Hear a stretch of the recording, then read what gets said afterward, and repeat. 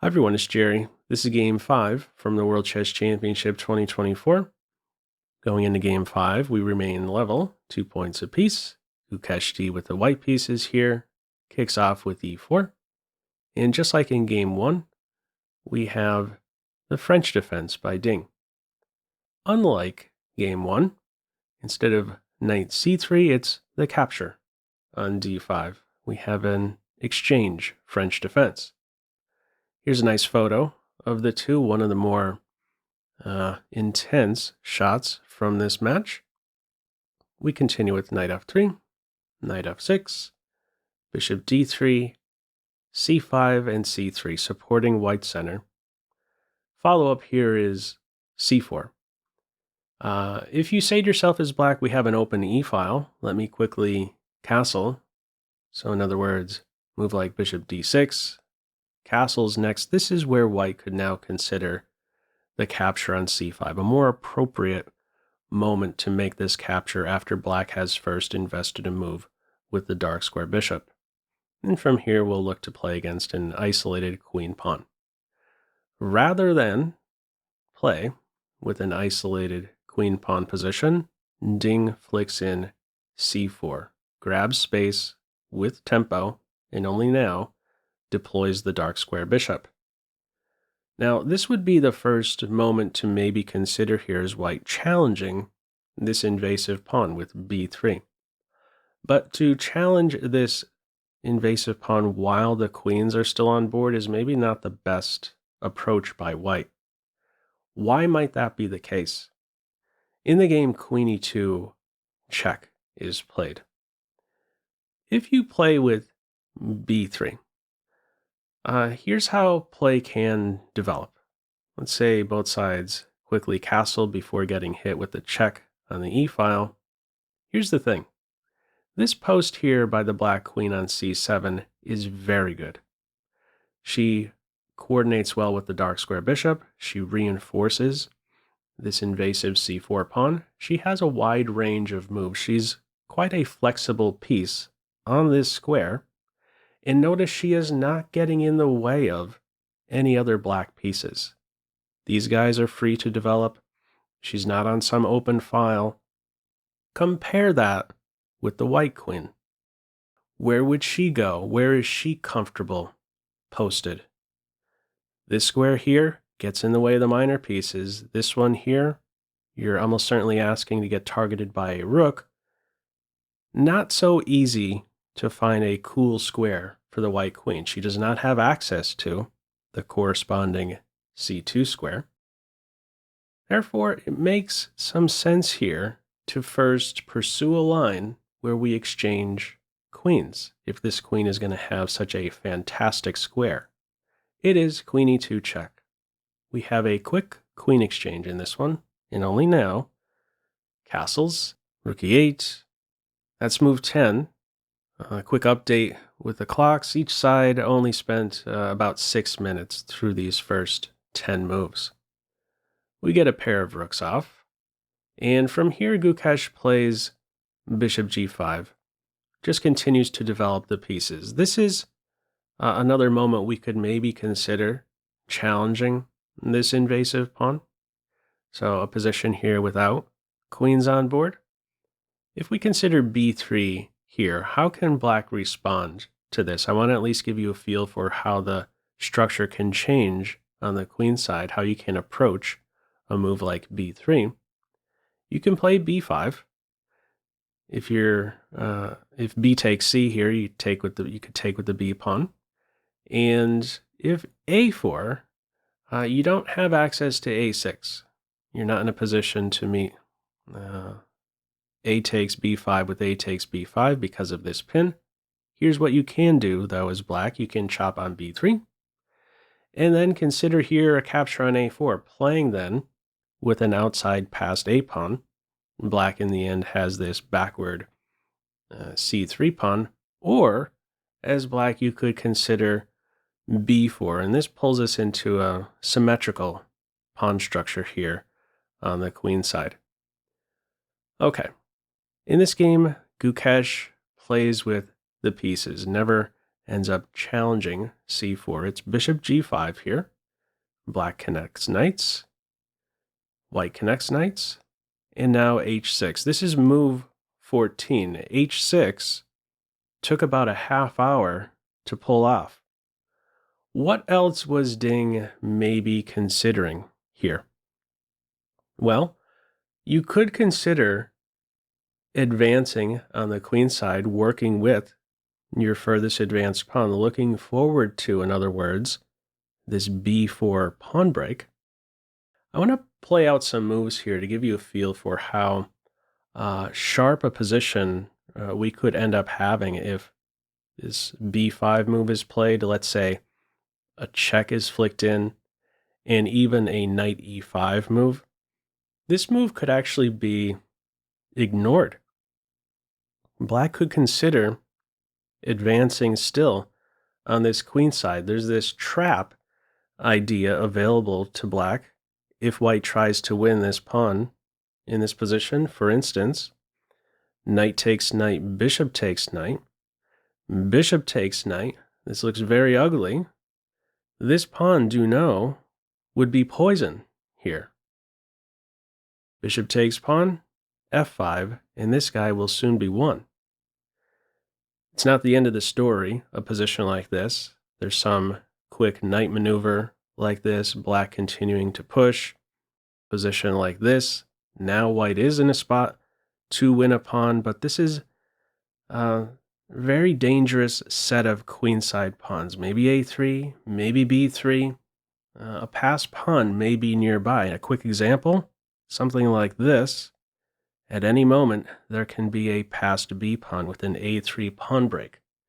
The computer calls it even, very dangerous position. You have to weigh this one very carefully, for sure. All right, in any case, black does not continue with this pawn play on the queen side. Flicks in h6. His idea is to track down this dark square bishop. He's not playing in this position g5. He goes with knight to h5 here. Next up, g5, bishop here, knight takes bishop is the plan. If you play g5 in this position, you would be pushing the bishop to a square it maybe just wants to go to, welcoming a bad for good bishop exchange.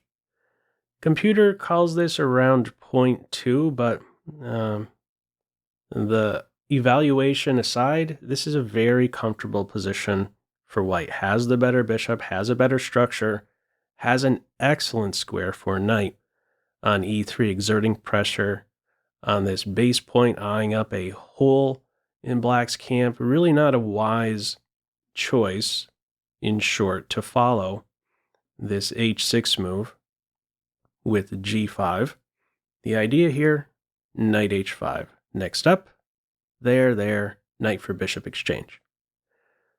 From here, rook check, king f8, g4 now. Follow up as knight to f4, not the only approach. There's some sharper continuations around here connected with this counterpunch against the dark square bishop, really, again, trying to get in a knight for bishop exchange.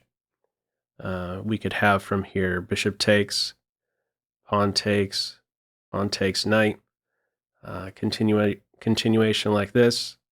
There's some timely only move, bishop to f4, an idea of g4, potentially winning the knight, winning the pawn. Okay, that's one sharp way we could continue here, meeting g4 with g5. Also, the immediate capture of the knight like this considers these positions around equal. The approach here, the knight in this game simply reacts to g4 with knight f4, has an eye. We might say at this point has coordinated with this furthest advanced pawn. There's now this excellent jump on d3. Bishop falls back. This knight is pinned. This bishop is unprotected. From here, knight b6. There's an excellent square right around the corner for this knight. this a4 point, not just yet, but soon enough. This is a potential jump exerting pressure on b2 and c3. Follow-up is g5. That pawn was under fire. We get an exchange in there. Knight takes g5. And the follow-up here is bishop to d7. That marks move 20. Quick update with the times. Gukesh has 58 minutes remaining, and Ding has about 54 minutes remaining. Both sides managing their time well at this stage. There was a threat, I should note, before bishop d7 is played, just to emphasize a quick checkmate here. Let's just make a passing move here. This is the mate threat. Knight h7. Rook gets to the back rank, and there you go. Checkmate on board. Got that knight covered. Okay, easy enough to defend. In this game, move 30, bishop d7. We have coverage now over the back rank and some support for the knight jump. Knight f3.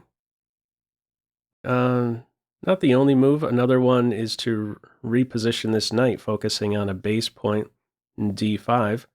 A voluntary retreat in this one. The focus here is on this e5 square.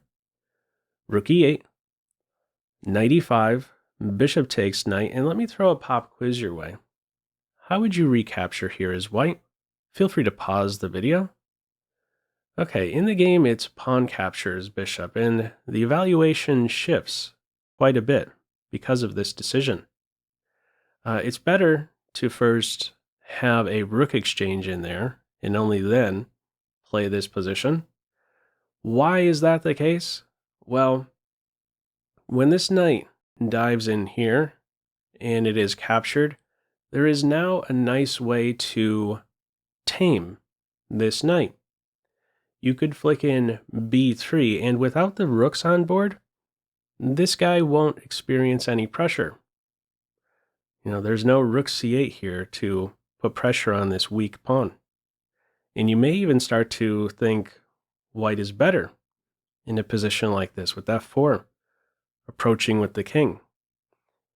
How are things different with pawn captures bishop, the move played in the game? Well, now after the knight dives into d3 and is captured, what are you doing about this knight?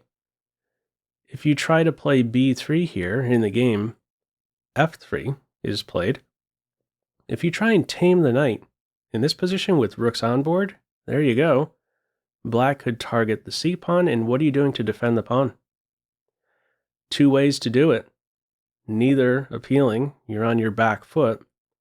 If you go with the rook, there's this idea to take advantage of the pinned pawn with d4 and knight d5. And this is going, this is not a good position at all for Team White.